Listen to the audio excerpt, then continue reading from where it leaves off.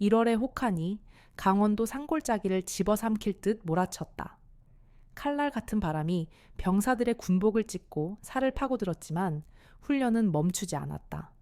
눈으로 뒤덮인 연병장은 거대한 얼음판과 같았고 병사들은 입에서 터져 나오는 하얀 입김을 겨우 삼키며 총구를 앞으로 향했다.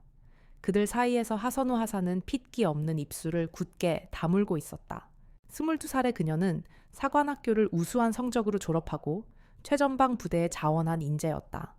아버지의 그늘에서 벗어나 오직 자신의 힘으로 군인으로서 인정받고 싶다는 열망 하나로 이곳까지 왔다. 하지만 그녀가 마주한 현실은 이상과는 거리가 멀었다. 지옥의 한복판에는 악마가 존재했다. 하시오누 하사. 얼음장처럼 차가운 목소리가 연병장에 울려 퍼졌다. 훈련을 총괄하는 조관철 중사였다. 그의 뱀 같은 눈초리가 언제나처럼 선우에게 고정되었다. 부대 내에서 그의 악명은 자자했다. 특히 여군에게 유독 가혹했으며 그것을 진정한 군인 만들기라는 명분으로 포장했다. 조관철이 천천히 선우 앞으로 다가왔다. 그의 군화가 얼어붙은 땅을 밟는 소리가 유난히 크게 들렸다. 그는 선우의 총구를 손가락으로 툭 치며 비웃었다. 총구가 아주 약간 0.01mm 정도 흔들린 것 같은데 마음이 해이해졌나 변명할 기회조차 주지 않는 말투였다. 선우는 아무 말 없이 고개를 숙였다. 여기서 반항하는 것은 불에 기름을 붓는 격이라는 것을 이미 여러 번의 경험으로 알고 있었다. 다른 병사들은 그저 외면할 뿐이었다. 조관철의 표적은 언제나 하선우였으니까. 여군이 이 정도 추위에 벌써부터 떠는 건가? 전쟁 나면 어쩌려고 그러나 그의 목소리에는 노골적인 조롱이 담겨 있었다. 그는 선우의 턱을 거칠게 움켜쥐고 자신을 보게 만들었다. 선우의 눈동자는 두려움 대신 차가운 분노가 서려 있었다. 그 눈빛이 조관철의 가학성을 더욱 자극했다. 아주 눈빛이 살아있어. 마음에 들어. 오늘 특별히 정신교육을 좀 시켜줘야겠군. 다른 병사들에게도 좋은 본보기가 될 거야. 군인이란 무엇인지, 특히 여군이 설쳐되면 어떻게 되는지 말이야. 조관철은 만족스러운 미소를 지으며 뒤로 물러섰다. 그의 입에서 나온 정신교육기라는 단어가 선우의 심장을 얼어붙게 만들었다. 그것은 단순한 얼차려가 아님을 곧 닥쳐올 끔찍한 시련의 서막임을 그녀는 직감했다. 연병장의 공기는 더욱 차갑게 내려앉았다. 정신교육은 연병장에서 하는 게 아니지. 조관철이 낄낄거리며 말했다. 그는 병사들을 이끌고 부대 뒤편의 작은 계곡으로 향했다. 겨울 내내 얼어붙어 있던 계곡물은 누군가 일부러 깨놓았는지 살얼음이 둥둥 떠다니는 검은 무릉덩이를 드러내고 있었다. 그 모습은 마치 지옥의 입구처럼 보였다. 혹한기 훈련의 핵심은 극한의 상황에서 정신력을 유지하는 것이다. 안 그런가? 그는 병사들을 둘러보며 물었지만 대답을 원하는 것 같지는 않았다. 그의 시선은 다시 하선우에게 향했다. 주변의 병사들은 불안한 눈빛으로 서로를 쳐다볼 뿐이었다. 몇몇은 고개를 숙였고 몇몇은 이 비정상적인 상황을 애써 외면했다. 하선우 하사 군복이 꽤나 두꺼워 보이는데 그런 갑옷 같은 걸 입고서야 어떻게 진정한 추위를 느끼겠나. 정신력을 단련하려면 모든 감각을 열어야지. 조관철의 목소리는 뱀처럼 교활하고 차가웠다. 그의 의도를 파악한 선우의 얼굴이 하얗게 질렸다. 설마 하는 생각이 머릿속을 스쳤지만 조관철의 비틀린 미소는 그 설마가 현실임을 말해주고 있었다. 깜박배어서 명령은 간결했다. 하지만 그 네 글자가 담고 있는 무게는 천근만근과 같았다. 선우는 움직이지 않았다. 아니, 움직일 수 없었다. 수십 명의 남자 병사들이 지켜보는 앞에서 옷을 벗으라는 명령은 군인의 명예를 떠나 한 여성의 존엄성을 짓밟는 행위였다. 뭐해 명령 불복종인가? 조관철의 목소리가 날카로워졌다. 그는 선우에게 성큼성큼 다가가 그녀의 귓가에 속삭였다. 여기서 거부하면 어떻게 되는지 알아? 특별 대우를 바라는 여군. 그렇게 소문이 날 텐데. 네가 그토록 벗어나고 싶어하는 아버지의 이름에 먹칠을 하게 되는 거야. 그래도 괜찮겠어. 아버지라는 말에 선우의 동공이 흔들렸다.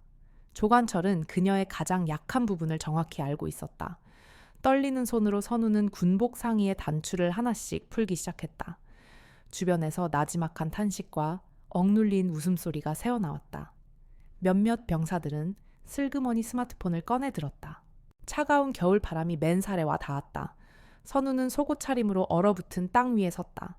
수치심에 온몸이 불타는 것 같았지만 역설적으로 피부에 와닿는 공기는 살을 애는 듯 차가웠다. 눈물이 핑 돌았지만 그녀는 이를 악물고 참았다. 여기서 울면 저 악마를 기쁘게 할 뿐이었다. 좋아, 이제 정신을 단련할 준비가 된 것 같군. 조관철은 턱짓으로 얼음물 웅덩이를 가리켰다. 들어가. 선우는 자신의 귀를 의심했다. 저 얼음물 속에 들어가라는 말인가? 그것은 단순한 훈련이 아니라 살인 행위나 다름없었다. 그녀는 고개를 저었다. 이건 훈련이 아닙니다. 뭐라고? 이건 명백한 가혹행위입니다. 따를 수 없습니다. 선우의 저항에 조관철의 얼굴이 순간 굳었다. 하지만 그는 이내 다시 비열한 미소를 지었다. 그는 옆에 있던 병사가 들고 있던 소총을 빼앗아 들고는 선우의 머리에 총구를 겨누었다. 전쟁터에선 적군이 널 배려해 줄 것 같나? 지금 이건 전쟁 상황이다. 나는 지휘관이고 넌 내 명령을 따르지 않는 부하야. 자, 선택해. 얼음물에 들어갈 건가?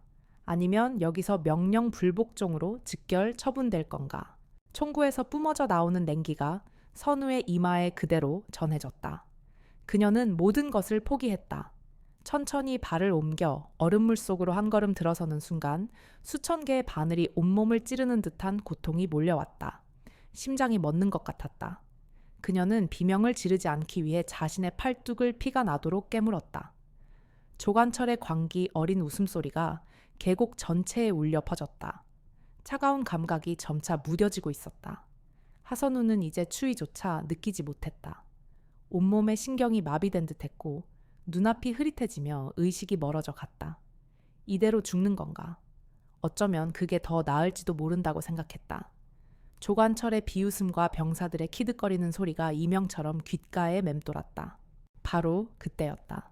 멀리서 규칙적인 굉음이 들려오기 시작했다. 처음에는 바람 소리에 묻혀 희미했지만 소리는 점점 더 커지고 명확해졌다. 그것은 헬리콥터의 로터 소리였다. 뭐야, 웬 헬기지? 한 병사가 중얼거리며 하늘을 쳐다봤다. 조관철은 짜증스럽다는 표정으로 하늘을 흘끗 보았다. 훈련 중에 방해받는 것이 불쾌한 모양이었다. 신경 꺼 훈련이나 계속해. 하지만 헬기 소리는 멈추지 않고 점점 더 가까워졌다. 이제는 땅이 미세하게 울릴 정도였다. 검은색 군용 헬기 한 대가 산등성이를 넘어 모습을 드러냈다. 일반적인 훈련용 헬기가 아니었다. 날렵한 동체와 위압적인 크기는 작전사령부 직속의 고위급 장성 전용기임을 말해주고 있었다. 헬기는 그들의 머리 위에서 잠시 선회하더니 이내 계곡 옆 공터를 향해 고도를 낮추기 시작했다. 강력한 하강풍이 불어 닥치며 연병장의 눈가루를 폭풍처럼 휘날렸다.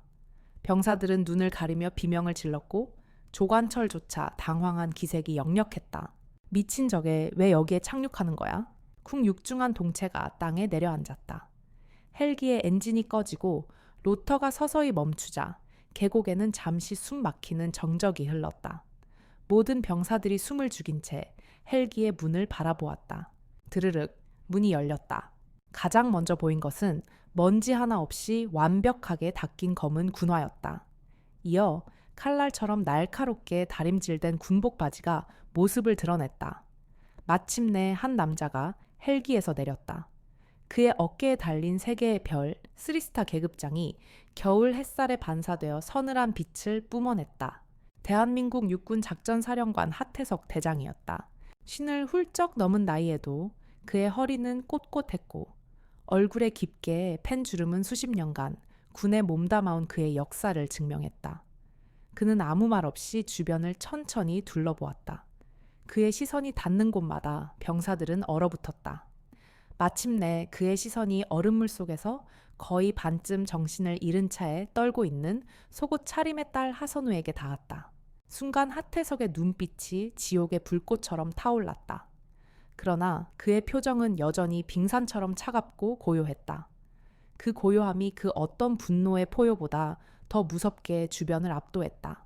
카리에오스, 누군가 목이 터져라 외쳤고 조관철을 포함한 모든 병사들이 공황 상태에 빠진 채 부동 자세를 취했다.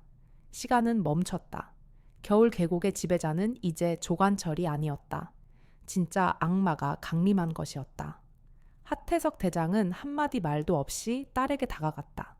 그는 자신의 두툼한 장군용 외투를 벗어 거의 의식을 잃은 선우의 몸을 감쌌다. 그의 손길은 지극히 조심스러웠지만 그 손끝에서부터 타오르는 분노는 주변의 공기마저 태워버릴 듯 했다. 헬기에서 대기하고 있던 의무병들이 달려와 선우의 상태를 살피고 그녀를 들것에 실었다. 그제야 하태석은 천천히 몸을 돌려 조관철을 마주했다. 그의 눈은 깊이를 알 수 없는 빙하와 같았다. 조관철은 사시나무 떨듯 떨며 감히 그의 눈을 마주치지 못하고 고개를 숙였다. 조관철 중사입니다. 각하. 훈련이었나? 하타해석의 목소리는 나지막했지만 그 안에는 수만 볼트의 전류가 흐르는 듯했다. 예, 그렇습니다. 특별 정신력 강화 훈련이었습니다. 조관철은 필사적으로 변명했다. 하지만 하태석은 그의 말을 듣고 있는 것 같지 않았다. 그는 조관철이 들고 있던 소총을 가리켰다. 그 총구도 훈련의 일환이었나? 그것은?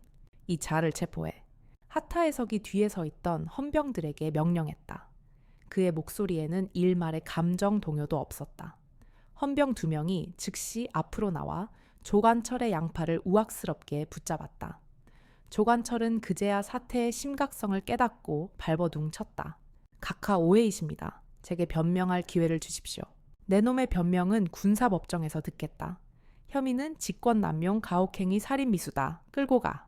차가운 수갑이 채워지는 소리와 함께 조관철의 비명은 겨울 골짜기에서 공허한 메아리가 되어 사라졌다. 하지만 이것은 끝이 아니었다.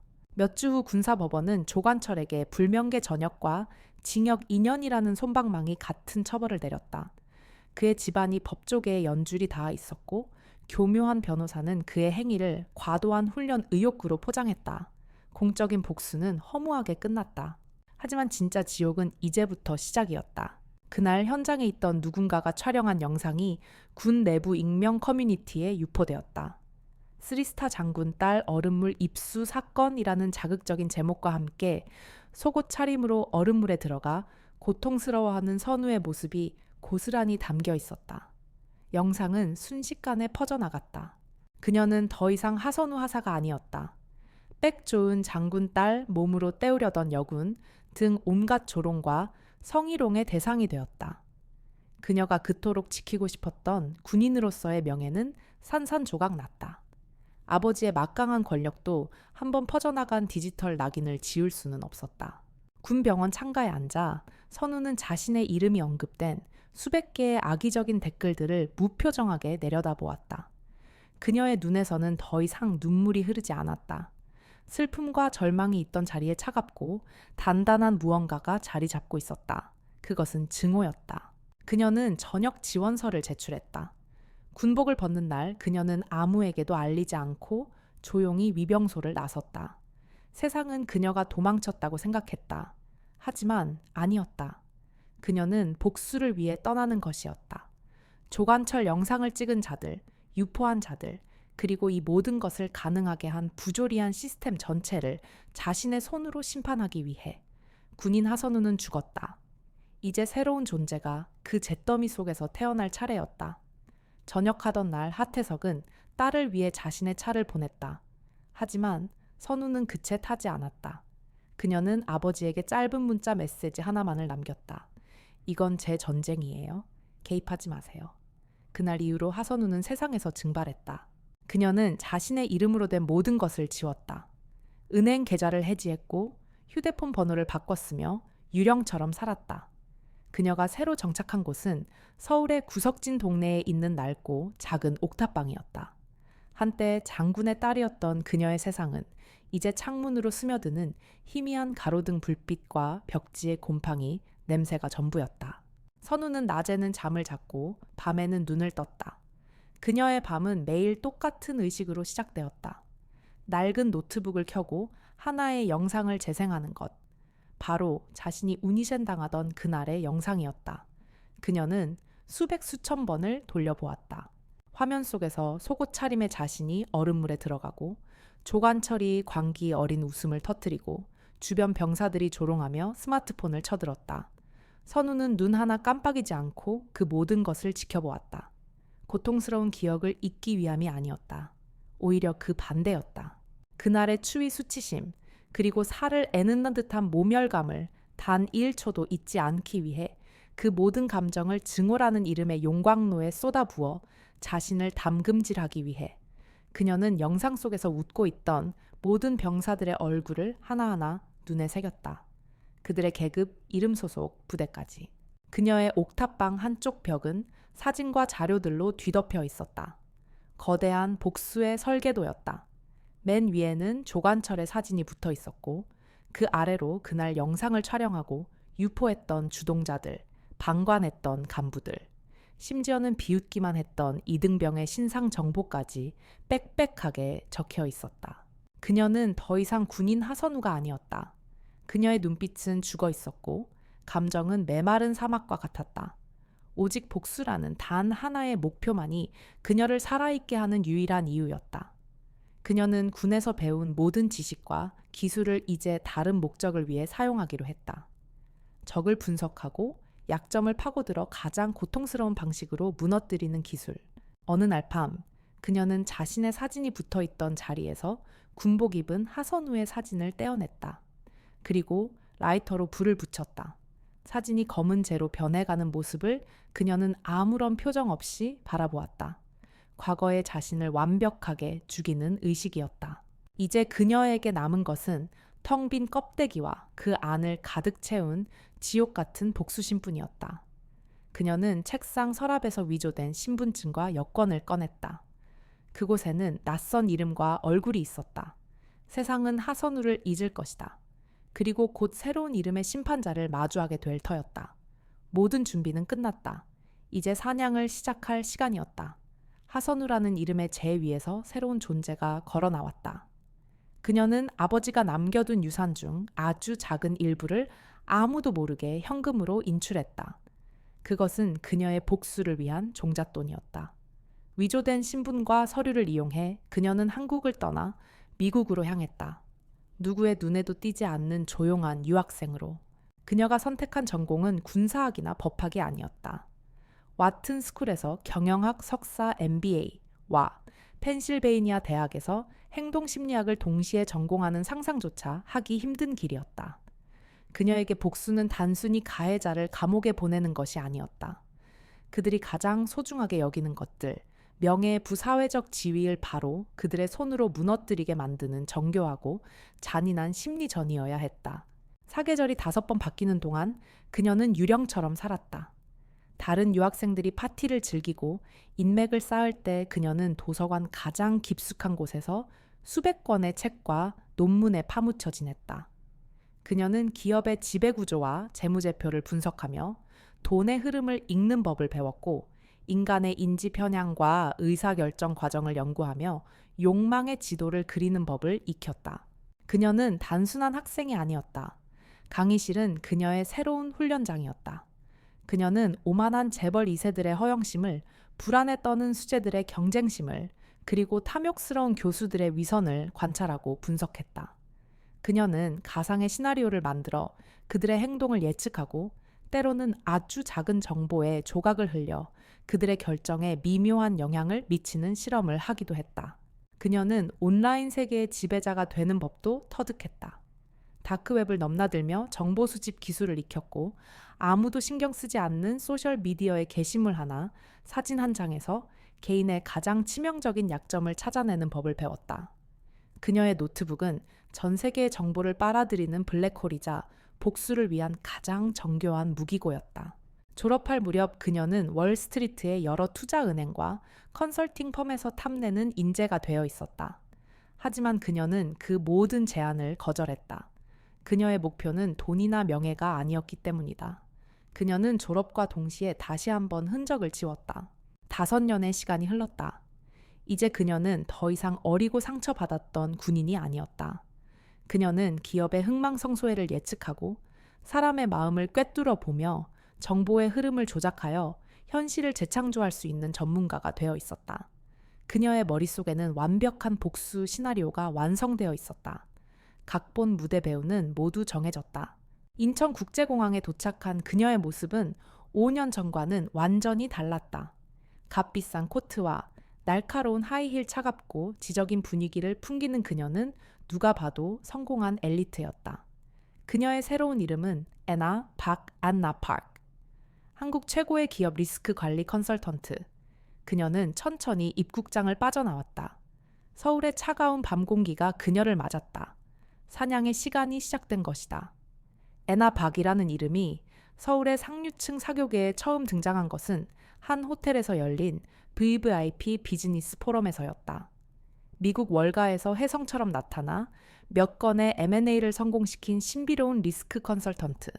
그녀에 대한 소문은 무성했지만 실체는 베일에 쌓여 있었다. 포럼의 중심에는 대한민국 10대 그룹 중 하나인 태영그룹의 황태자 이진욱 전무가 있었다. 오만하고 자신감 넘치는 그는 주변에 몰려든 아첨꾼들에게 둘러싸여 있었다. 바로 그때 애나가 그에게 다가갔다. 그녀의 등장은 조용했지만 주변의 모든 소음을 집어삼키는 묘한 힘이 있었다. 이진욱 전무님, 태영건설의 동남아시아 리조트 사업 아주 흥미롭게 보고 있습니다. 애나의 목소리는 부드러웠지만 얼음 조각처럼 차가운 지성이 느껴졌다. 이진욱은 처음 보는 여자의 당돌함에 흥미를 느꼈다. 오, 그렇소. 어떤 점이? 겉보기엔 완벽하죠. 하지만 3년 뒤 현지 환경 규제법 개정으로 인해 사업 전체가 좌초될 리스크가 보입니다. 예상 손실액은 약 5천억 원, 주가는 30% 폭락할 거고요. 그녀는 마치 내일 날씨를 말하듯 담담하게 말했다. 이진욱의 얼굴에서 웃음기가 사라졌다. 그녀가 말한 규제법은 아직 입법 예고조차 되지 않은 극소수만이 아는 정보였다. 당신 누구요? 위험을 돈으로 바꿔드리는 사람이죠. 애나는 사갓카스러운 미소만 남긴 채 돌아섰다. 그날 이후 애나 박은 상류층에게 가장 만나고 싶은 인물이 되었다. 그녀는 아무나 만나주지 않았다. 천문학적인 자문료와 함께 그녀가 흥미롭다고 판단하는 문제만을 다뤘다. 그녀의 신비주의는 오히려 그녀의 가치를 폭등시켰다. 그녀는 서울에서 가장 비싼 오피스텔 최상층에 AP 컨설팅이라는 이름의 사무실을 차렸다. 그곳은 사무실이라기보다는 복수를 위한 전쟁 상황실에 가까웠다. 한쪽 벽면을 가득 채운 거대한 스크린에는 그녀가 사냥할 목표물들의 관계도가 거미줄처럼 얽혀 있었다. 5년 전 차가운 계곡에서 비웃고 있던 20명 남짓의 얼굴들. 그들은 이제 사회 곳곳에 흩어져 있었다. 대기업 사원, 중소기업 팀장, 공무원, 심지어는 작은 가게의 사장까지. 그들은 모두 과거의 일을 잊고 평범한 삶을 살고 있었다. 하지만 애나는 단 한 명도 잊지 않았다. 그녀는 사교계를 오가며 정보를 수집했다. 파티에서 나누는 가십 은밀한 사업 제안, 누군가의 불륜과 약점. 그 모든 것이 그녀의 데이터베이스에 차곡차곡 쌓였다. 그녀는 사냥감이 가장 방심하고 있을 때 가장 행복하다고 느끼는 순간에 그들의 세계를 송두리째 무너뜨릴 계획을 세우고 있었다. 애나는 스크린에 띄워진 한 남자의 사진을 응시했다. 그는 5년 전 가장 앞장서서 스마트폰으로 동영상을 찍던 사람이었다. 지금은 번듯한 증권사에서 에이스로 불리고 있었다. C업 번째 사냥을 시작해볼까? 애나의 입가에 차가운 미소가 번졌다. 얼음 여왕의 귀환은 조용했지만 서울의 밤을 지배하던 부패한 권력자들은 아직 자신들의 머리 위로 드리워진 죽음의 그림자를 눈치채지 못하고 있었다. 첫 번째 목표는 MJ증권의 스타 주식 중개인 김태준이었다. 그는 5년 전 언손을 호호 불어가며 가장 열심히 하선우의 모습을 스마트폰에 담았던 자였다. 그는 자신의 성공이 오직 실력 덕분이라고 믿었지만 애나는 그의 성공이 내부자 거래라는 검은 토대 위에 세워진 사상 누각임을 이미 파악하고 있었다. 애나는 김태준에게 직접 접근하지 않았다. 대신 그녀는 MJ증권의 최대 경쟁사인 한솔증권의 VVIP 고객이 되었다. 수백억 원의 자금을 예치한 그녀는 즉시 최고의 대우를 받았고 자연스럽게 금융가의 핵심 정보망에 접근할 수 있게 되었다. 그녀는 월가의 유령처럼 움직이며 김태준의 정보원을 역으로 추적했다. 김태준의 정보원은 유성바이오라는 회사의 재무팀장이었다. 그는 도박 빚에 시달리고 있었고 김태준에게 정보를 넘기는 대가로 돈을 받고 있었다. 애나는 이 연결고리를 이용하기로 했다. 그녀의 복수는 그의 범죄를 단순히 고발하는 것이 아니었다. 그가 가장 자랑스러워하는 성공, 그 자체를 그의 손으로 파괴하게 만드는 것이었다. 애나는 유령 회사를 통해 유성 바이오에 대한 거짓 정보를 시장에 흘리기 시작했다. 임상 3상 실패 가능성, 비밀 자금 유용 혐의 등 진짜와 가짜를 교묘하게 섞은 정보들이었다. 동시에 그녀는 재무팀장의 도박 빚을 대신 갚아주며 그에게 접근했다. 그녀는 자신이 더 큰 돈을 굴리는 월가의 투자자라고 소개하며 그에게 마지막으로 한탕 크게 할 기회를 주겠다고 제안했다. 김태준에게 넘길 정보를 내가 주지. 대신 수익의 70%는 내 몫이야. 재무팀장은 거액의 유혹에 넘어가 애나가 설계한 함정의 일부가 되었다. 그는 애나가 만들어낸 유성바이오가 곧 상장 폐지될 것이라는 완벽하게 조작된 내부 정보를 김태준에게 넘겼다. 탐욕에 눈이 먼 김태준은 단 1초의 의심도 없이 미끼를 물었다. 그는 자신의 전 재산은 물론 고객들의 돈까지 끌어모아 유성바이오 주식에 대한 대규모 공매도에 들어갔다. 주가가 폭락하면 그는 수천억 원을 벌게 될 터였다. 그의 인생을 바꿀 일생일대의 기회라고 확신했다. 결전의 날 아침 증시가 개장하기 10분 전, 애나는 자신이 미리 준비해둔 또 다른 카드를 던졌다. 미국의 한 유명 제약회사가 유성바이오의 신약 기술을 3조 원에 인수한다는 단독 보도가 터져나온 것이다. 물론 그 보도자료를 만든 것도 뉴스를 터뜨린 것도 애나였다. 시장이 열리자마자 유성바이오의 주가는 미친 듯이 폭등하기 시작했다. 상한가를 연달아 기록하며 하늘 높은 줄 모르고 치솟았다. 김태준은 눈앞의 광경을 믿을 수 없었다. 그의 계좌는 순식간에 수천억 원의 손실을 기록했고 반대 매매가 터져 나오며 모든 것이 휴지 조각으로 변했다. 그날 오후 모든 것을 잃고 망견자실에 있는 김태준에게 익명의 이메일 한 통이 도착했다. 첨부 파일은 없었다. 대신 이메일 본문에 깨진 픽셀의 이미지 파일 하나가 있었다. 5년 전 자신이 찍었던 영상 속 얼음물에 잠겨있던 하선우의 얼굴이었다. 그 아래에는 단 한 줄의 문장이 적혀 있었다. 내가 봤던 것을 이제 네 세상이 무너지는 것을 통해 다시 보게 될 거야. 김태준은 온몸의 피가 얼어붙는 것을 느꼈다. 그는 그제야 자신이 누구의 손에 의해 파멸했는지를 깨달았다. 하지만 후회하기엔 너무 늦었다. 금융감독원의 조사관들이 그의 사무실 문을 열고 들어오고 있었다. 김태준의 몰락은 금융계 잠시 파문을 일으켰다가 이내 잊혔다. 하지만 애나의 복수 연극은 이제 겨우 일막이 끝났을 뿐이었다. 그녀의 시선은 다음 목표를 향했다. 5년 전 조간철의 솜방망이 처벌을 이끌어낸 장본인. 당시 헌병대 수사과장이었고 현재는 장군 진급을 앞둔 육군 보병 연대장 박진성 대령이었다. 애나는 박진성의 프로필을 스크린에 띄웠다. 강직하고 청렴한 군인, 부하들의 신망이 두터운 지휘관, 언론에 비친 그의 이미지는 완벽했다.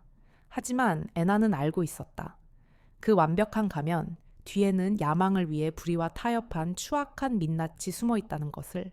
조사는 박진성의 아내 윤혜진으로부터 시작되었다. 그녀는 강남의 부동산 투자에 열을 올리는 전형적인 상류층 사모님이었다. 애나는 재미교포 출신 신흥 부동산 큰손이라는 새로운 가면을 쓰고 윤혜진이 활동하는 VVIP 투자클럽에 가입했다. 그녀의 월등한 정보력과 냉철한 판단력은 금세 윤혜진의 마음을 사로잡았다. 애나는 그녀에게 가장 믿음직한 투자 파트너이자 절친한 친구가 되었다. 언니, 이번에 판교에 나오는 땅 무조건 잡아야 해요. 2년 안에 10배는 뛸 거예요. 애나는 윤혜진의 탐욕을 부추겼다. 그녀가 추천한 모든 투자는 대성공을 거두었고 윤혜진은 애나를 거의 맹신하게 되었다. 마침내 애나는 준비해둔 결정적인 미끼를 던졌다. 국방부가 소유한 군용지를 민간에 매각하는 극비리에 진행되는 대규모 개발 프로젝트였다. 이건 정말 확실한 정보야. 제 남편이 국방부 장관님과 라인이 있어요. 애나는 존재하지도 않는 남편을 만들어내며 윤혜진을 완벽하게 속였다. 야망이 컸던 박진성 대령 역시 아내가 가져온 엄청난 기회 앞에서 이성을 잃었다. 그는 자신의 명예를 담보로 은행에서 거액을 대출받아 아내의 투자금에 보탰다. 장군으로 진급한 뒤 이 투자 성공은 그의 앞날에 날개를 달아줄 터였다. 모든 자금이 투입되고 프로젝트가 시작되기 바로 전날 밤, 한 탐사보도 전문 매체의 단독 기사가 터져 나왔다. 단독, 박진성 대령 과거 훈련병 사망 사건 은폐 의혹. 기사에는 7년 전 박진성이 중대장 시절 발생했던 훈련 사고의 진실이 담겨 있었다. 그의 과실로 병사 한 명이 사망했지만 당시 사건이 단순 사고로 조작되었다는 충격적인 내용이었다. 기사에는 조작된 보고서, 원본과 당시 조관철의 집안으로부터 거액의 돈이 박진성의 차명 계좌로 흘러들어간 증거까지 첨부되어 있었다. 조관철 사건을 축소해주는 대가로 그의 집안이 박진성의 과거 치부를 덮어주었던 것이다. 온 세상이 뒤집혔다. 국방부는 즉시 감찰에 착수했고 박진성은 모든 직위에서 해제되었다. 동시에 그가 투자했던 군용지 개발 프로젝트는 전면 재검토에 들어갔다. 그의 전 재산은 공중분해되었고 그는 천문학적인 빚더미에 올라앉았다. 모든 것을 잃고 군 검찰의 조사를 받던 박진성에게 익명의 소포 하나가 배달되었다. 소포 안에는 낡은 군용 수첩 하나가 들어있었다. 7년 전 사망한 훈련병이 마지막으로 썼던 일기장이었다. 그리고 표지 안쪽에는 차가운 필체로 한 문장이 적혀 있었다. 당신이 묻어버린 진실의 무게가 당신의 남은 인생을 짓누를 겁니다. 박진성은 그제야 이 모든 것이 누군가에 의해 완벽하게 설계된 복수극이라는 것을 깨달았다. 하지만 그 심판자의 얼굴을 그는 영원히 알 수 없었다. 박진성 대령이 무너지면서 애나는 잠시 숨을 골랐다.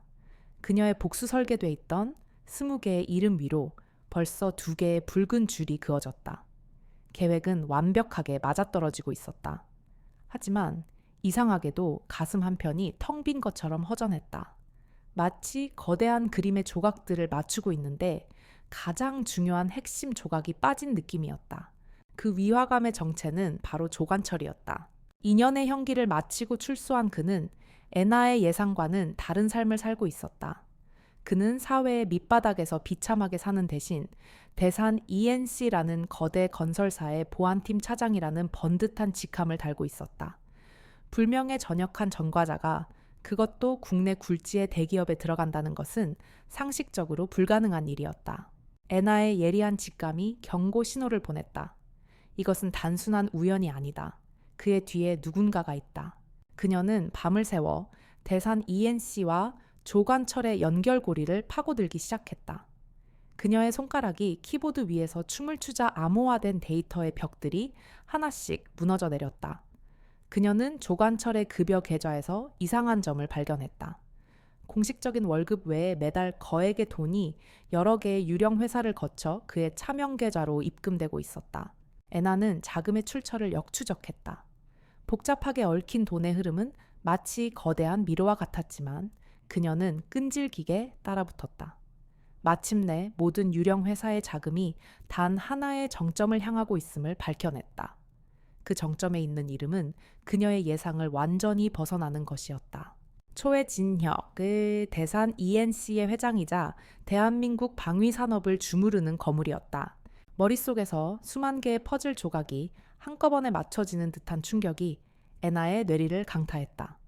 왜 최진혁이 조관철 같은 버러지를 챙기는 거지? 그녀는 미친 듯이 과거의 기록을 뒤졌다. 대산, ENC와 군의 관계, 그리고 아버지 하태석 대장과의 접점, 그리고 마침내 찾아냈다. 5년 전 하태석 대장이 작전사령관 시절 대산 ENC가 납품한 불량 전투장비 문제를 강하게 제기하며 수조 원대 규모의 차세대 장갑차 도입 사업을 무산시킨 기록. 당시 최진혁은 경로했고 하태석은 군 개혁을 가로막는 방산 비리 세력과의 전쟁을 선포했었다.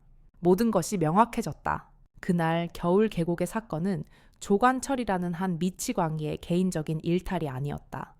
그것은 처음부터 철저하게 기획된 음모였다. 하태석 대장에게 흠집을 내기 위해 그의 가장 소중한 것, 그의 딸을 공격한 것이다. 조관철은 그저 돈에 고용된 배우에 불과했다. 진짜 감독이자 주연은 바로 최진혁이었다. 애나는 스크린에 떠있는 최진혁의 사진을 바라보았다. 인자한 미소 뒤에 숨겨진 악마의 얼굴. 그녀가 지금까지 해온 복수는 그저 거대한 악의 몸통에 붙어있는 장아지를 쳐낸 것에 불과했다. 그녀는 자신의 복수 설계도를 통째로 찢어버렸다. 이제 목표는 단순한 응징이 아니었다. 아버지의 명예를 더럽히고 자신의 인생을 송두리째 짓밟은 거대한 제국대산 ENC와 최진혁을 뿌리째 뽑아버리는 전면전이었다. 애나의 눈빛이 이전과는 비교할 수 없을 정도로 차갑게 타올랐다. 진짜 전쟁은 지금부터였다. 최진혁. 애나는 그 이름을 컴퓨터 화면에 띄워놓고 밤새도록 그의 모든 것을 분석했다. 그는 언론에 비친 자수성가한 위대한 기업가가 아니었다. 그의 제국 대산 ENC는 비리와 부패 그리고 수많은 사람들의 피와 눈물을 먹고 자라난 괴물이었다. 최진혁은 전쟁고아 출신으로 낡은 공사판의 인부에서 시작해 대한민국 방위산업의 정점까지 오른 입지전적인 인물이었다. 하지만 그 성공 신화의 이면은 추악했다. 그는 동업자를 배신하고 경쟁사를 짓밟았으며 정관계 인사들에게 뇌물을 뿌려 몸집을 불려왔다. 애나는 아버지가 왜 최진혁의 눈엣 가시였는지 깨달았다. 하태석 장군은 뇌물이 통하지 않는 군인으로서의 신념으로 똘똘 뭉친 사람이었다. 그는 최진혁의 대산 ENC가 납품하는 불량 방탄복과 결함 있는 무기들이 젊은 병사들의 목숨을 위협하는 것을 결코 좌시하지 않았다. 수조 원짜리 장갑차 사업을 무산시킨 것은 그 전쟁의 클라이맥스였을 뿐이다. 최진혁에게 하태석은 자신의 황금알을 낳는 거위의 배를 가르려는 눈엣가시 같은 존재였다. 그래서 그는 가장 비열하고 잔인한 방법을 선택했다. 하태석의 가장 큰 자부심이자 유일한 약점인 딸 바로 그녀를 공격한 것이다. 군인의 명예를 목숨처럼 여기는 하태석에게 딸의 불명예스러운 스캔들을 안겨 그를 심리적으로 무너뜨리고 군 내부에서 고립시키려 했던 것이다. 조간철은 그 계획을 실행할 가장 완벽한 악마였고 박진성은 그 뒤처리를 맡을 부패한 하수인이었다. 애나는 최진혁의 거미줄을 따라가며 그가 얼마나 깊고 넓게 대한민국을 좀먹고 있는지 확인했다. 그의 장학재단은 유망한 인재들을 어릴 때부터 관리하는 인재풀이었고 그들은 훗날 법조계와 정계 언론계에 포진하여 최진혁의 사람들이 되었다. 그의 비밀 싱크탱크는 국가정책에 개입했고 그가 소유한 언론사는 여론을 조작했다. 그는 대한민국이라는 거대한 시스템 위에 군림하는 보이지 않는 황제였다. 조사를 계속하던 애나는 끔찍한 사실 하나를 더 발견했다. 아버지가 그토록 반대했던 대산 ENC의 불량 방탄복이 로비 끝에 결국 일부 전방 부대에 납품되었다는 기록이었다. 그리고 3년 전 비무장지대에서 북한 군과의 작은 교전 중 병사 한 명이 총상을 입고 사망했다. 쌓이는 방탄복 관통. 그 병사는 하선우와 같은 해에 입대한 동기였다. 순간 애나의 개인적인 복수는 더 이상 그녀 혼자만의 것이 아니게 되었다. 그것은 최진혁이라는 괴물에게 억울하게 희생된 수많은 이들의 원한을 풀어주는 성전이 되었다. 그녀의 가슴 속에서 차가운 분노가 활화산처럼 타올랐다.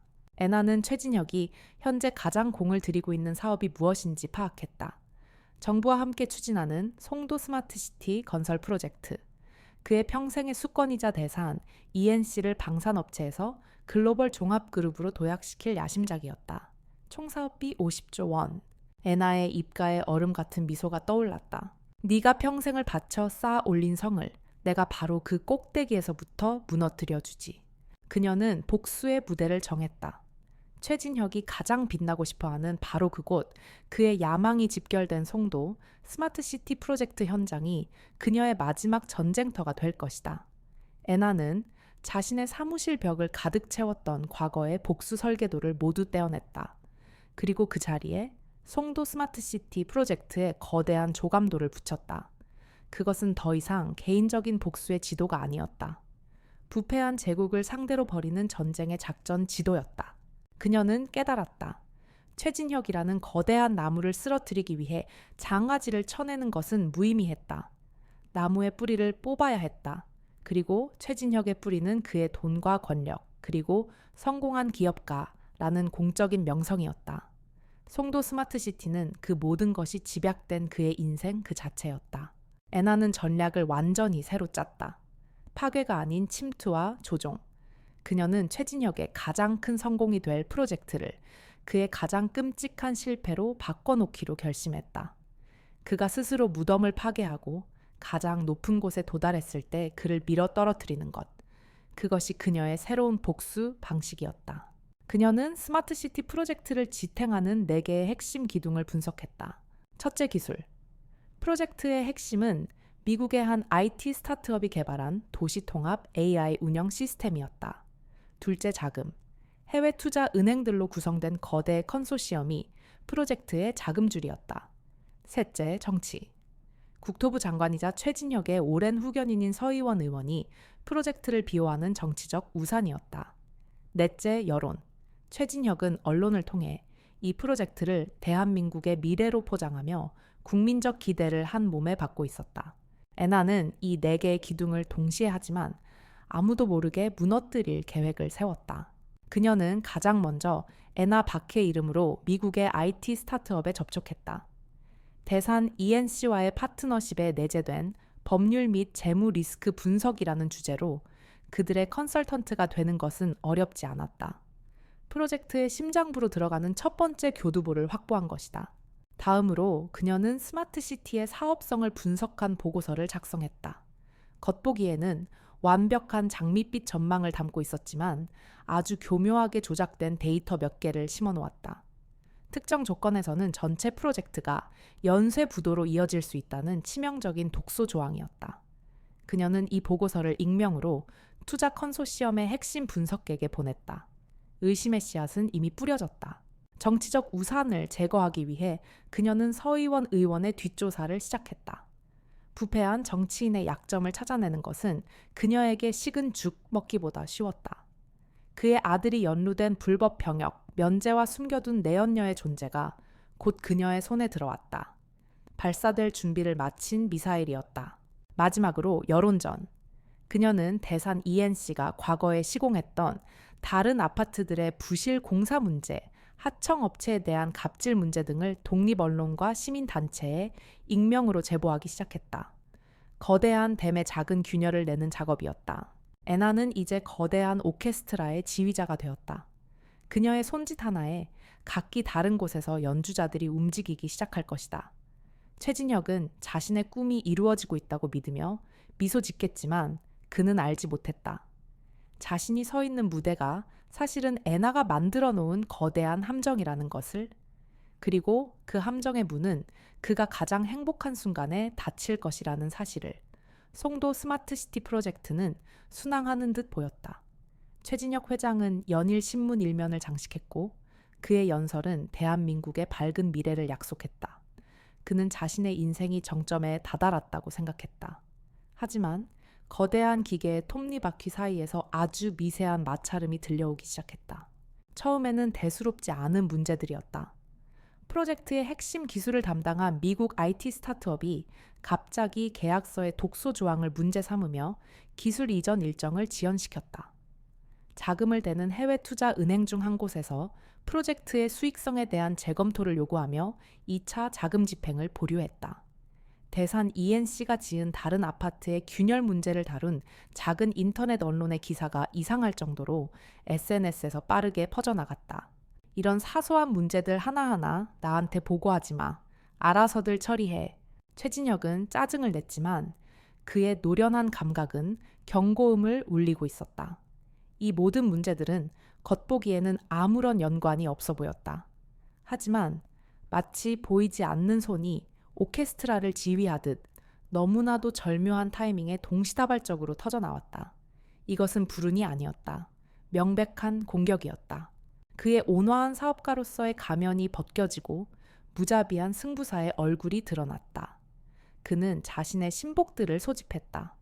전직 국정원 출신인 비서실장과 법조계의 마당발로 불리는 법무팀장이었다. 보이지 않는 쥐새끼가 한 마리 들어온 것 같다. 최진혁의 목소리는 얼음처럼 차가웠다. 내 제국에 금을 내려는 놈이야. 그게 누군지 어디에 숨어 있는지 알아내. 수단과 방법을 가리지 말고. 최진혁의 제국이 움직이기 시작했다. 그의 지시 한마디에 언론은 잠잠해졌고 정부 부처는 대산 ENC에 우호적인 보고서를 내놓았다. 하지만 문제의 근원은 사라지지 않았다. 오히려 더 깊은 곳에서 그들을 조롱하고 있었다. 최진혁의 의심은 IT 스타트업의 자문 역할을 맡고 있는 애나 박이라는 여자에게로 향했다. 모든 문제의 시작에는 항상 그녀의 이름이 희미하게 어른거렸다. 그는 자신의 정보팀에게 애나 박의 모든 것을 파헤치라고 지시했다. 하지만 며칠 뒤 정보팀장은 당혹스러운 얼굴로 보고했다. 회장님 이상합니다. 애나 박이라는 여자는 유령 같습니다. 유령이라니 무슨 소리야. 미국에서의 학력, 경력 모든 것이 완벽합니다. 흠잡을 데가 없어요. 하지만 그 이전의 기록이 전혀 없습니다. 가족, 친구, 심지어 어릴 적 사진 한 장 나오지 않습니다. 마치 5년 전에 하늘에서 뚝 떨어진 사람 같습니다. 최진혁은 잠시 생각에 잠겼다. 그의 눈빛이 맹수처럼 번뜩였다. 그는 이런 종류의 인간을 알고 있었다. 과거를 완벽하게 지운 사람, 보통 사람이 아니다. 복수심이나 거대한 야망에 사로잡힌 아주 위험한 종류의 인간이다. 그는 자신의 사무실에 있는 거대한 스크린에 애나 박의 사진을 띄웠다. 차갑고 지적인 미모의 여자. 그는 사진 속의 여자를 가만히 응시했다. 그는 아직 그녀가 5년 전 자신의 손에 의해 나락으로 떨어졌던 그 군인의 딸이라는 사실은 꿈에도 몰랐다. 하지만 그는 직감적으로 알 수 있었다. 자신의 일생일대의 과업을 방해하는 쥐새끼의 정체가 바로 저 여자라는 것을. 가잖아이. 최진혁이 나지막이 명령했다. 저 여자의 진짜 정체가 무엇인지, 그리고 조용히 처리할 방법을. 드디어 괴물이 자신의 적을 인지했다. 두뇌와 두뇌 야망과 복수의 싸움. 보이지 않는 전쟁의 서막이 올랐다. 최진혁의 방역은 거대하고 조직적이었다. 그는 먼저 애나 박의 돈줄을 끊으려 했다. 그가 압력을 행사하자 애나의 컨설팅 회사와 거래하던 은행들은 약속이나 한 듯 대출을 회수했고 새로운 계약들은 줄줄이 취소되었다. 동시에 그가 소유한 언론사를 통해 애나 박의 신상에 대한 의혹을 제기하는 기사들을 쏟아냈다. 월가 경력은 부풀려졌으며 그녀가 산업 스파이라는 뉘앙스를 풍겼다. 하지만 애나는 최진혁이 체스판의 말을 움직이기도 전에 그의 다음 수를 읽고 있었다. 은행들이 대출을 회수하기 전날 그녀는 이미 모든 자산을 안전한 해외 계좌로 옮긴 뒤였다. 언론이 그녀를 공격하기 시작하자 그녀는 기다렸다는 듯이 더 큰 먹잇감을 던져주었다. 바로 서의원 장관의 아들 병역 비리 증거였다. 언론의 이빨은 즉시 방향을 틀어 서의원을 물어뜯기 시작했고 앤에 대한 공격은 잊혔다. 그녀는 최진혁이 쏜 화살을 이용해 그의 가장 튼튼한 방패를 꿰뚫어버린 것이다. 최진혁은 분노했다. 그는 처음으로 자신의 힘이 통하지 않는 상대를 만난 것이다. 그는 애나 박의 사무실과 집에 대한 전방위적인 해킹과 도청을 지시했다. 그녀의 진짜 정체를 밝혀낼 실마리 하나라도 찾아내기 위해서였다. 그러나 애나의 디지털 세계는 난공불락의 요새이자 정교한 함정이었다. 최진혁의 해커들이 마침내 그녀의 개인 서버에 침투했다고 생각한 순간 그들은 애나가 미리 심어둔 허니팟에 빠져들었다. 그들이 가짜 정보에 정신이 팔린 사이 애나는 역으로 그들의 침투 경로를 추적해 공격의 배후가 대산 ENC 본사임을 증명하는 명백한 디지털 증거를 확보했다. 애나는 즉시 방역에 나섰다. 그녀는 미국 IT 스타트업 측에 대산 ENC로부터 불법 해킹을 당했다는 증거를 넘기며 이런 비윤리적인 기업과는 일할 수 없다고 선언했다. 기술 유출을 우려한 스타트업은 즉시 대산 ENC와의 파트너십을 파기했다. 스마트시티의 심장인 AI 운영 시스템 공급이 중단된 것이다. 프로젝트에 거대한 구멍이 뚫렸다. 해외 투자자들은 동요하기 시작했고 최진혁은 수습을 위해 수천억 원의 추가 자금을 쏟아부어야 했다. 최진혁은 자신의 사무실에서 체스판을 내려다보며 생각에 잠겼다. 그는 지금까지 수많은 적들을 상대해왔다. 그들은 모두 돈과 권력 앞에서 무릎을 꿇었다. 하지만 이번 상대는 달랐다. 돈을 원하지도 권력을 탐하지도 않았다. 오직 그의 파멸만을 목표로 유령처럼 움직이며 그의 제국을 안에서부터 좀먹고 있었다. 그의 머릿속에 5년 전 하태석 장군의 얼굴이 떠올랐다. 그 굽힐 수 없었던 꼿꼿함, 그리고 그를 무너뜨리기 위해 짓밟았던 그의 딸. 설마 최진혁의 머릿속에서 희미한 가능성 하나가 섬광처럼 스쳐 지나갔다. 그 계집애 지금 어디 있지? 그는 비서실장에게 물었다. 하선우 말입니까? 5년 전 전역한 뒤로 행방이 묘연합니다. 어떤 기록도 남아있지 않습니다. 기록이 없다. 애나 박처럼. 최진혁의 온몸에 소름이 돋았다. 그는 마침내 자신이 누구와 싸우고 있는지 깨달았다. 죽은 줄 알았던 과거의 망령이 복수의 화신이 되어 돌아온 것이다. 그는 더 이상 이 싸움이 비즈니스 전쟁이 아님을 직감했다. 이것은 생존을 건 진짜 전쟁이다. 이제부턴 규칙 없이 간다. 최진혁은 보안팀장을 불렀다. 그는 더 이상 애나 박의 정체를 캐는 데 관심이 없었다. 그 여자를 찾아 사무실이나 집이 아니라 그 여자 자체를, 그리고 흔적도 없이 사라지게 만들어. 지성의 대결은 끝났다. 이제부터는 야수의 시간이었다. 최진혁의 확신은 곧 사실로 확인되었다. 그의 정보팀은 국방부 보안 서버를 해킹해 하선우의 5년 전 군 인사 기록 파일을 빼돌렸다. 그리고 애나박의 현재 모습과 대조했다. 안면 인식 프로그램은 일치율 99.9%라는 결과를 뱉어냈다. 세월의 흐름과 미세한 시술로 인상은 바뀌었지만 뼈의 구조와 홍채 정보는 거짓말을 하지 않았다. 하하하하. 보고를 받은 최진혁은 허탈한 웃음을 터뜨렸다. 분노를 넘어선 경이로움, 그리고 지독한 모멸감이 그를 덮쳤다. 자신이 파괴했다고 믿었던 어린 군인이 괴물이 되어 돌아와 자신의 제국을 위협하고 있었다. 그의 자존심은 산산조각 났다. 그 계집애 내 손으로 직접 끝장내야겠어. 그날 이후 애나의 주변 공기가 달라졌다. 그녀는 자신을 따라 붙는 시선을 느꼈다. 백미러에 계속해서 나타나는 검은색 세단 아파트, 복도에서 마주치는 낯선 얼굴의 사내들. 그녀의 통신에는 미세한 노이즈가 섞여 있었고 사무실에서는 최첨단 도청 장치가 발견되었다. 최진혁이 그의 사냥개들을 풀어놓은 것이다. 애나는 그들이 자신을 지켜보고 있음을 알면서도 평소와 다름없이 행동했다.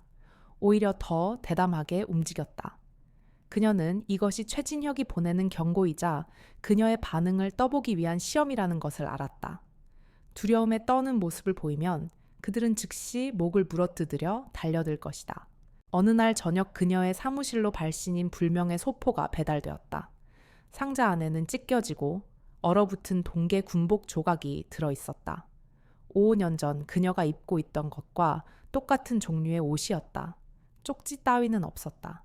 그 물건 자체가 메시지였다. 네가 누구인지 안다. 그날의 추위를 다시 느끼게 해주마. 애나는 군복 조각을 말없이 쓰레기통에 버렸다. 그녀의 심장은 더 이상 두려움으로 뛰지 않았다. 대신 마지막 결전을 앞둔 전사의 심장처럼 차갑고 강렬하게 박동했다. 그녀는 자신의 계획을 수정해야 함을 깨달았다. 서서히 붕괴시키는 우아한 복수는 끝났다. 이제는 적의 심장에 비수를 꽂아야 할 때였다. 그녀는 5년 만에 처음으로 아버지 하태석에게 전화를 걸었다. 은퇴 후 조용한 삶을 살고 있는 아버지였다. 아버지, 최진혁이 절 알았어요. 뭐라고? 제 목숨을 노리고 있어요. 아버지도 몸 조심하세요. 그자는 무슨 짓이든 할 인간입니다. 수화기 너머로 아버지의 무거운 침묵이 흘렀다. 애나는 더 이상 말하지 않고 전화를 끊었다. 이것은 그녀의 전쟁이었고 아버지를 끌어들일 수는 없었다. 그날 밤 애나는 사무실에서 주차장으로 향했다. 그녀가 채올라 시동을 거는 순간 등 뒤에서 오토바이 한 대가 맹렬한 속도로 달려왔다. 오토바이 뒷좌석에 앉은 남자의 손에 들린 것은 소음기가 달린 권총이었다. 애나는 본능적으로 몸을 숙였다. 탕탕 총알 2발이 그녀의 머리가 있던 자리의 유리창을 뚫고 지나갔다. 애나는 즉시 엑셀을 밟아 차를 돌진시켰다. 킬러들의 오토바이와 그녀의 차는 좁은 지하 주차장에서 죽음의 술래잡기를 시작했다. 이것은 경고가 아니었다. 명백한 살인 시도였다. 이제 더 이상 물러설 곳은 없었다. 그녀는 오늘 밤 모든 것을 끝내기로 결심했다. 피야한 16. 지하 주차장의 총격전은 일방적인 사냥이 아니었다. 하선우는 더 이상 컨설턴트 애나 박이 아니었다. 그녀는 대한민국 육군 최정예 요원들이 거쳐가는 특수훈련을 모두 이수한 군인 하선우였다. 그녀는 추격해오는 오토바이를 향해 차를 돌진시켜 벽에 처박아 버렸다. 킬러들이 고통 속에서 신음하는 사이 그녀는 부서진 채서 빠져나와 어둠 속으로 사라졌다. 팔뚝에서는 총알에 스친 상처에서 피가 흘러내리고 있었다. 그녀는 더 이상 자신의 화려한 오피스텔로 돌아갈 수 없었다. 애나 박이라는 신부는 이제 완벽하게 소멸했다. 그녀는 서울 변두리의 한 낡은 인쇄소 지하에 있는 은신처로 향했다. 5년 전 복수를 계획하며 처음 마련해 두었던 세상, 누구도 모르는 그녀만의 공간이었다. 은신처는 춥고 삭막했지만 그녀의 전쟁을 끝내기 위한 모든 장비가 갖춰져 있었다. 그녀는 상처를 스스로 치료하며 핏물이 밴 셔츠를 찢어 팔을 동염했다. 고통은 오히려 그녀의 정신을 더욱 맑게 만들었다. 최진혁은 선을 넘었다. 이제 그녀도 더 이상 망설일 이유가 없었다. 전쟁을 끝낼 시간이야. 그녀는 컴퓨터 앞에 앉아 지난 몇 년간 수집하고 준비해온 모든 폭탄의 신관을 동시에 작동시켰다. 그녀는 먼저 서의원 장관의 병역 비리와 내연녀 스캔들 파일을 청와대 민정수석실과 모든 언론사의 탐사보도팀 이메일로 동시에 전송했다. 다음 날 아침 대한민국 정계는 발칵 뒤집힐 터였다. 다음으로 그녀는 대산 ENC의 불량 방탄복 때문에 아들을 잃은 유가족 모임과 참전 용사단체에 당시 군이 조작했던 사망사건의 진실과 은폐된 증거들을 보냈다. 그것은 단순한 폭로가 아니었다. 억눌려왔던 군의 비리에 대한 국민적 분노에 불을 붙이는 기폭제가 될 터였다. 마지막으로 그녀는 최진혁의 해커들이 자신을 공격했던 증거를 모아 미국 기업의 기술을 노린 대한민국 재벌의 산업 스파이 행위라는 제목으로 미 연방수사국 FBI 사이버 범죄 수사팀에 제보했다. 최진혁의 문제는 이제 국제 문제가 되었다. 모든 준비를 마친 그녀는 최진혁에게 마지막 초대장을 보냈다. 그녀는 그의 비서실장의 암호화된 통신망을 통해 짧은 메시지를 전달했다. 당신이 내게 보낸 킬러들의 얼굴, 그리고 당신의 목소리가 담긴 살인교사, 녹음 파일 원본을 가지고 있다. 내일 자정송도 스마트시티 중앙관제센터에서 만나지. 파일과 내 안전을 교환하는 거야. 혼자 와. 최진혁은 메시지를 보고 광소했다. 드디어 쥐새끼가 궁지에 몰려 꼬리를 내린다고 생각했다. 그는 당연히 약속을 지킬 생각이 없었다. 그곳을 그녀의 무덤으로 만들 생각이었다. 그는 자신의 모든 경호 인력을 총동원해 관제센터 주변에 매복시키라고 명령했다. 그는 몰랐다. 그 관제센터의 모든 보안 시스템 설계에 애나 박이 자문으로 참여했다는 사실을. 그녀는 그곳의 모든 CCTV와 통신망 전력 시스템을 손바닥처럼 들여다보고 있었다. 거미줄의 주인은 애나였고 최진혁은 제 발로 거미줄의 중심으로 걸어 들어오고 있었다. 약속된 시간, 애나는 중앙 관제센터의 가장 깊숙한 곳, 수백 개의 모니터가 깜빡이는 거대한 공간에 홀로 서 있었다. 그녀는 팔의 상처에서 오는 통증을 느끼며 어둠 속에서 다가오는 최진혁의 차량 행렬을 모니터를 통해 지켜보고 있었다. 폭풍 전의 고요함, 마지막 연극의 막이 오르고 있었다. 최진혁은 20명의 최전계 경호 인력과 함께 중앙 관제센터로 들어섰다. 거대한 돔 형태의 공간은 칠흑 같은 어둠에 잠겨 있었고 오직 수백 개의 모니터에서 새어나오는 희미한 빛만이 주변을 비추고 있었다. 그는 이 고요함이 하선우의 두려움이라고 생각했다. 나와라 하선우. 내 애비처럼 명예롭게 죽을 기회는 주지. 그가 비웃으며 말하는 순간 쿵 하는 굉음과 함께 그들이 들어왔던 육중한 강철 문이 닫혔다. 완벽한 밀실. 경호원들의 통신기에서는 지지직거리는 소음만 들려왔다. 그들은 덫에 걸린 것이다. 마영애라. 스피커를 통해 애나의 목소리가 울려 퍼졌다. 기계음으로 변조되었지만 그 안의 차가운 조롱은 그대로 느껴졌다. 당신 같은 자가 감히 입에 담을 단어가 아니지. 순간 관제센터의 모든 스크린이 일제히 켜졌다. 화면에 나타난 것은 최진혁과 경호원들의 당황한 얼굴이었다. 그리고 그 화면 옆에는 라이브라는 붉은 글자가 선명하게 떠 있었다. 애나는 이 건물 전체를 거대한 방송 스튜디오로 만들어버린 것이다. 그녀는 국가 재난 방송망과 주요 방송사들의 서버를 해킹해 이 모든 상황을 대한민국 전역에 생중계하고 있었다. 쇼를 시작해볼까? 최진혁 회장. 첫 번째 화면에 속보가 떴다. 서의원 장관이 정력 사퇴하고 검찰 조사를 받게 되었다는 뉴스였다. 애나가 말했다. 당신의 정치적 방패는 이제 없어. 두 번째 화면에는 국방부 앞에서 시위하는 군 유가족들의 모습이 비쳤다. 그들은 아들의 영정사진을 들고 울부짖고 있었다. 바로 대산 ENC의 불량 방탄복 때문에 희생된 병사의 가족들이었다. 당신이 죽인 아들의 부모님들이야. 세 번째, 네 번째 화면이 연달아 켜졌다. 미 FBI가 대산 ENC의 산업 스파이 혐의에 대한 수사에 착수했다는 외신 보도, 송도 스마트시티의 해외 투자자들이 계약 파기를 선언하는 긴급 성명서, 최진혁이 평생을 바쳐 쌓아 올린 성이 실시간으로 온 국민이 지켜보는 앞에서 무너져 내리고 있었다. 이 미친 계집애가. 최진혁은 이성을 잃고 허공에 대고 고함을 질렀다. 내가 내 애비를 그냥 두지 않을 거야. 날 죽이겠다고 5년 전 그날처럼 내 놈의 돈 몇 푼을 위해 젊은 군인의 목숨을 파리처럼 여겼던 것처럼. 애나의 차가운 질문에 최진혁은 자기도 모르게 모든 것을 자백하고 말았다. 그래, 그깟 군인 하나 죽는 게 대수냐? 너와 내 애비가 감히 내 앞길을 막은 죄야. 넌 그때 죽었어야 했어. 그의 광기 어린 목소리는 생방송을 통해 대한민국 국민 모두의 귀에 똑똑히 박혔다. 바로 그때 가장 큰 중앙 스크린의 화면이 바뀌었다. 한 방송사의 뉴스 스튜디오였다. 그리고 그곳에는 은퇴한 노병 하태석 장군이 앉아 있었다. 저는 오늘 한 사람의 군인이자 한 아이의 아버지로서 이 자리에 섰습니다. 하태석은 담담한 목소리로 최진혁과 대산 ENC의 모든 비리를 증언하기 시작했다. 딸이 겪었던 끔찍한 일, 그리고 그 배후에 있던 거대한 부패의 실체를. 그의 증언은 이 모든 상황에 대한 마지막 쐐기였다. 최진혁은 만견자실한 표정으로 스크린을 바라보았다. 모든 것이 끝났다. 그의 제국은 완전히 붕괴했다. 관제센터의 조명이 천천히 켜졌다. 저편 어둠 속에서 애나가 모습을 드러냈다.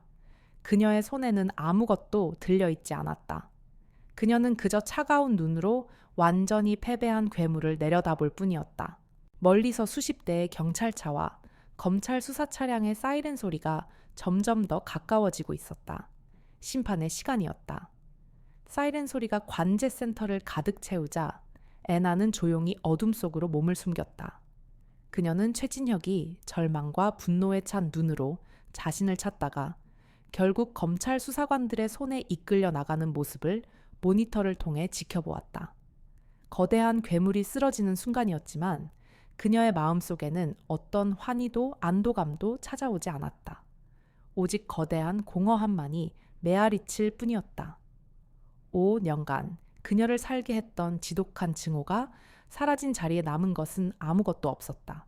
몇 달의 시간이 흘렀다. 대한민국은 최진혁 게이트로 인해 발칵 뒤집혔다.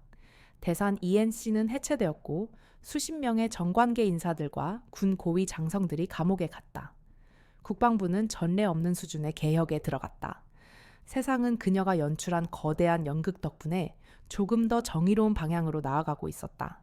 그녀는 다시 하선우의 이름으로 돌아왔다. 하지만 그녀는 더 이상 과거의 하선우가 아니었다. 어느 늦은 가을 그녀는 아버지와 함께 한 국립묘지를 찾았다. 대산 ENC의 불량 방탄복 때문에 목숨을 잃었던 그녀의 군동기였던 젊은 병사의 묘비 앞이었다. 내가 옳았다, 딸아. 하지만 아비는 네가 이런 방식으로 옳게 되길 바라진 않았다. 하태석은 깊은 슬픔이 담긴 눈으로 딸을 바라보았다. 이제 다 끝났다. 더 이상 복수의 화신으로 살지 않아도 돼. 그냥 내 딸로 돌아와주면 안 되겠니? 선우는 아무 대답도 하지 않았다.